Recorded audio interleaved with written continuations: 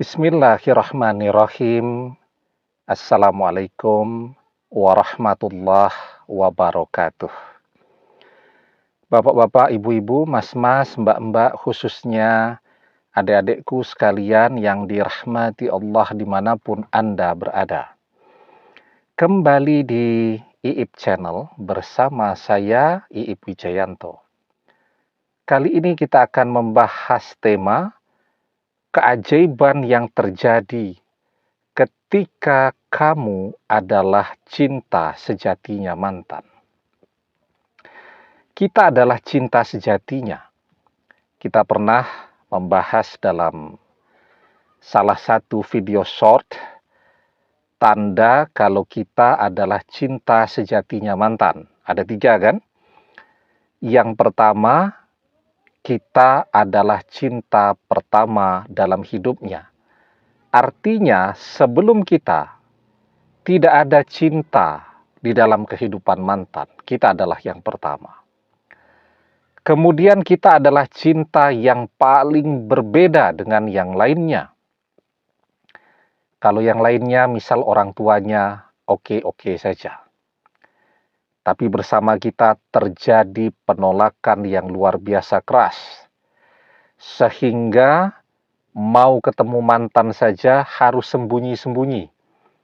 Kalau anak-anak muda mengatakannya harus backstreet, semakin menderita saat 2 anak manusia ini bersama, maka cinta akan semakin tidak bisa terlupakan. Ya, jadi pengalaman menderita bersama itu akan membangun ikatan yang tidak bisa terpisahkan. Membangun ikatan batin yang tidak akan pernah luntur sampai kapanpun. Kemudian tandanya yang ketiga, ketika kita adalah cinta yang paling lama bersamanya. Nah, ada salah satu atau bahkan 3-tiganya dari tanda-tanda ini pada diri kita. Kita adalah cinta pertama dalam hidupnya, kemudian kita adalah cinta yang paling beda, karena tadi mungkin harus backstreet dan seterusnya, orang tuanya tidak pernah menyetujui dia bersama kita, dan kita bertahan bersamanya sangat lama. Nah, maka ketika kita adalah cinta sejati bagi mantan, walaupun terpaksa berpisah, misal pada akhirnya orang tuanya tahu dan orang tuanya memaksakan kehendak mereka agar mantan berpisah dengan kita, maka walaupun perpisahan itu terjadi, walaupun kita diam saja, kita menerima kekalahan itu, terima kalah, ya.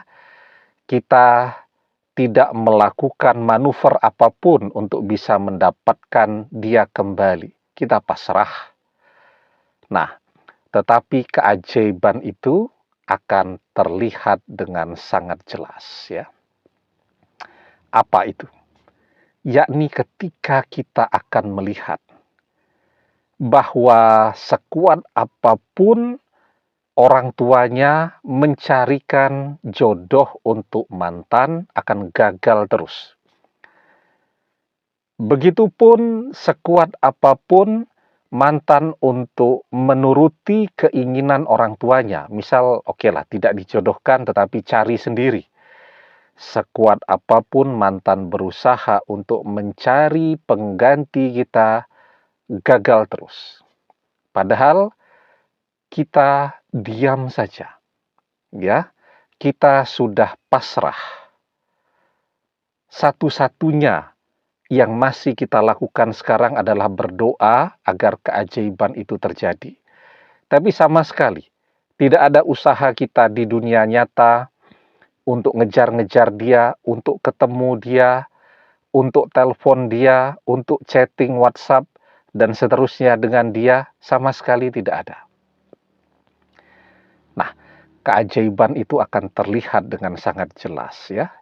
Mantan selalu menemui kegagalan bersama calon pengganti kita. Kenapa demikian? Karena kalau kita adalah cinta sejati bagi mantan, maka setiap saat di hati dan pikiran mantan selalu ada kita, selalu bersama kita. Sehingga secara otomatis dia sedang dengan siapapun, ngobrol dengan siapapun, bicara dengan siapapun, topik apapun yang dibicarakan, misal sedang membahas pertandingan sepak bola, tetap saja balik-baliknya ke kita lagi dan ke kita lagi. Misal ya, calon pengganti kita itu cerita, tadi malam ada pertandingan sepak bola, seru sekali. Mantan langsung refleks bilang bahwa kita juga sangat menyukai sepak bola. Bahkan mungkin kita pernah menjadi pemain sepak bola amatir di kampus kita dulu. Bahkan mungkin mantan bercerita bahwa dia sering menunggui kita ketika sedang berlatih, ketika sedang pertandingan, dan seterusnya, dan seterusnya.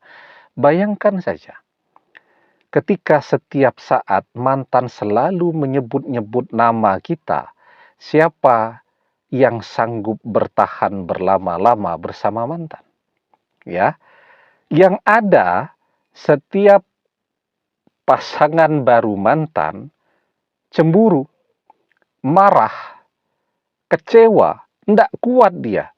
Kalau kupingnya harus merah terus, hatinya harus panas terus, karena mantan tidak pernah bisa berhenti membicarakan kita. Emosi dan kemudian dia pergi. Maka mantan akan selalu menemui kegagalan bersama siapapun dia, ya, ketika dia berusaha mencari pengganti kita. Jadi ketika orang mencintai, maka otomatis dia tidak bisa mengendalikan dirinya. Bersama siapapun, dia akan selalu membicarakan tentang orang yang ia cintai. Man ahabba syai'an aksharu zikrihi.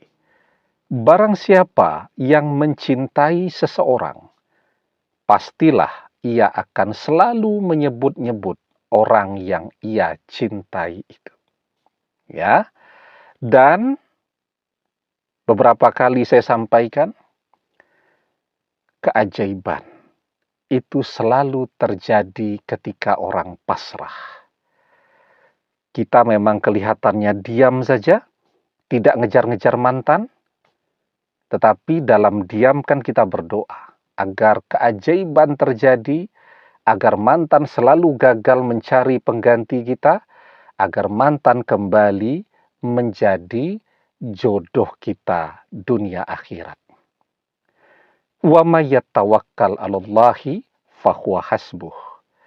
Dan barang siapa yang bertawakal kepada Allah, niscaya Allah mencukupkan seluruh kebutuhannya. Keajaiban selalu terjadi saat orang pasrah. Demikian, semoga bermanfaat. Wallahu a'lam bissawab, billahi taufik wal hidayah. Assalamualaikum warahmatullahi wabarakatuh.